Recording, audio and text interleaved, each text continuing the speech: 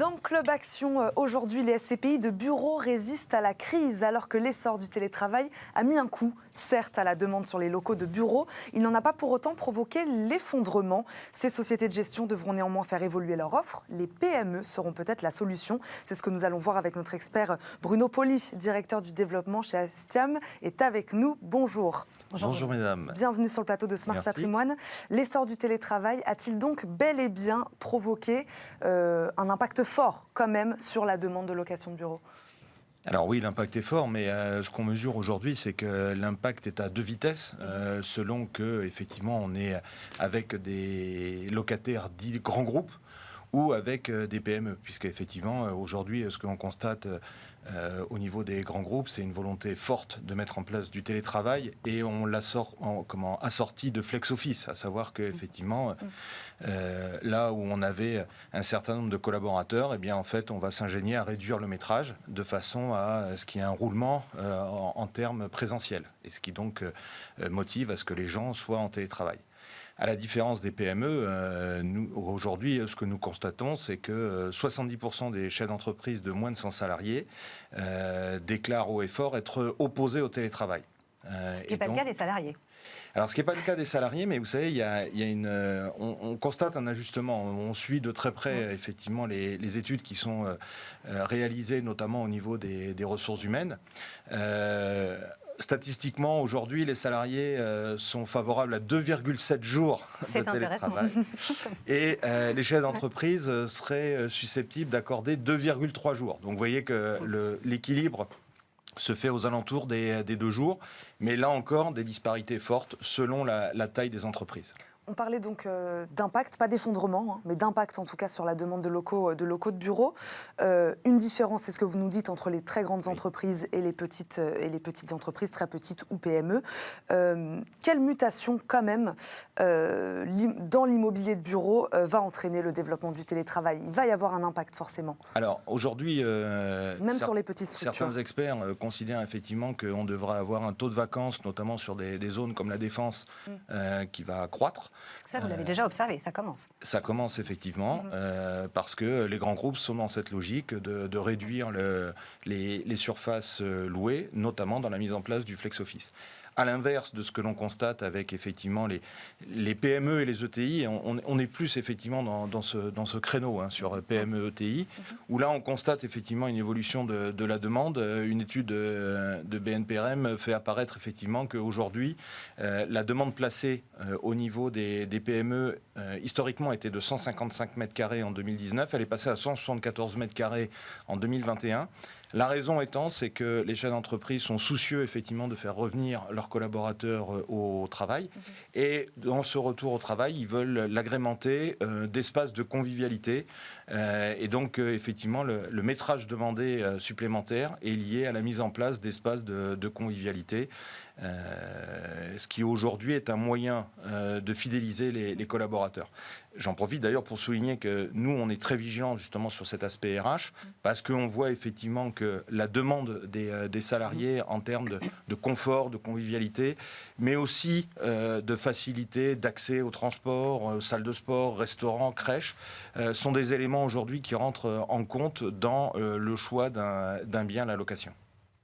Vous parliez tout à l'heure de flex office ou d'espace plus adaptable. Vers quel type d'espace, vers quel type d'offre évoluent vos clients ou les locations de bureaux actuellement?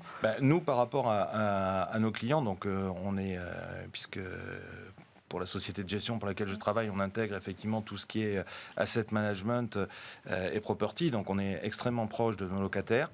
La demande aujourd'hui, elle est liée effectivement à la mise en place d'espaces de convivialité. Il n'y a pas de refonte complète des bureaux dans leur structure. En revanche, c'est la possibilité de pouvoir disposer d'un espace de convivialité. Et là, on le voit, la différence entre les grandes entreprises et les plus petites entreprises. Les grandes entreprises, on en a entendu parler, même des grands groupes, qui ne veulent plus faire revenir presque leurs salariés au bureau, alors que ces petites entreprises veulent les faire revenir, à contrario, et veulent leur créer un espace de bien-être. C'est ce que vous nous dites. Oui, alors c'est ce qu'on dit. Et puis en plus, on a la sensation effectivement que c'est quand même une nouveauté dans la demande des entreprises françaises. Il faut aussi la mettre en balance avec ce que certains grands groupes, notamment nord-américains, ont pu vivre. Hein.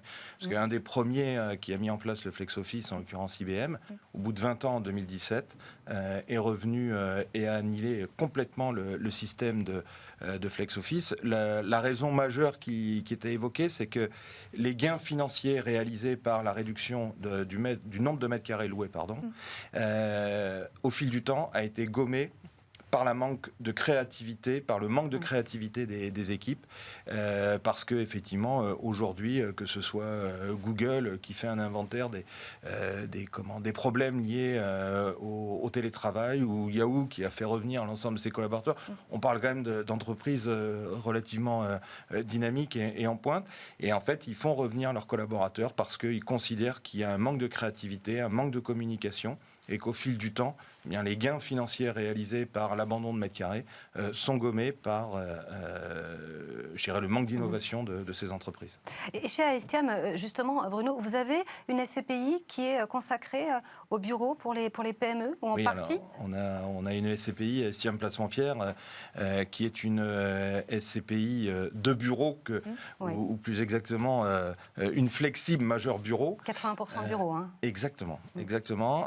Avec une spécificité justement à comparer à certains de nos grands concurrents, c'est qu'aujourd'hui, on a un métrage moyen de 1100 mètres carrés, quand on constate aujourd'hui qu'on est plus proche des 3500-4000 mètres carrés sur les SCPI de bureau, qui, elles, sont beaucoup plus orientées sur les grands groupes, avec des sièges sociaux détenus, notamment sur la défense. L'avantage, c'est quoi? C'est que c'est divisible, c'est plusieurs sociétés, ça... Nous, en fait, notre ADN, c'est d'être dans la diversification et la mutualisation, à la fois d'un point de vue géographique, mais aussi d'un point de vue des locataires. On s'ingénie toujours à trouver des ensembles immobiliers qui sont d'une valeur entre 2 et 20 millions d'euros, et surtout qui ont cette capacité de pouvoir être divisibles, de façon à pouvoir y loger plusieurs locataires. Quelle est la proportion aujourd'hui de ces espaces SCPI immobiliers d'entreprise, chez vous par exemple?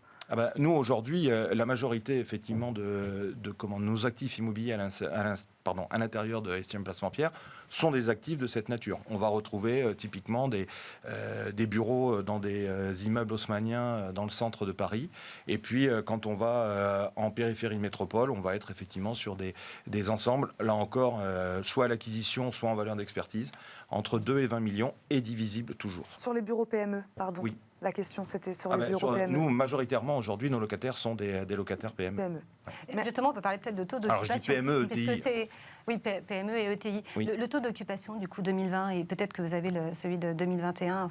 Alors, aujourd'hui, on est sur une SCPI qui a plus de 30 ans d'existence. Oui. Donc, 35 oui. 86, 1986. C'est ça.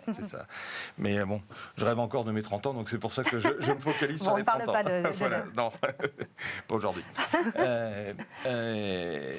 Oui, en fait, on a un taux d'occupation qui tangente depuis des années les 90%, ce qui est tout à fait normal pour une SCPI qui a 30 ans. Puisque mécaniquement, c'est une SCPI qui vit, donc il peut y avoir de la vacance. Et au travers de cette vacance, eh bien justement, on va s'ingénier toujours par rapport aux problématiques affichées par nos futurs locataires, d'aménager ces locaux et d'être en conformité effectivement avec leurs besoins. Et d'ailleurs, on le voit aujourd'hui, on a un taux de vacances qui est relativement pérenne dans le temps, parce que à chaque fois, on va réhabiliter nos immeubles de façon à être en conformité avec le besoin. Avec un taux de rendement satisfaisant également? Alors, un taux de rendement, oui, qui, vous voyez, me met le sourire, puisque on a servi un 4,77 en 2020, qui se décompose à la fois en... 4,18 était la moyenne, pour rappel. Sur les SCPI de bureau. Vous étiez au-dessus. Et qui se décompose à la fois en un 4,63 qui est le dividende courant, donc qui est la contrepartie des loyers encaissés, et puis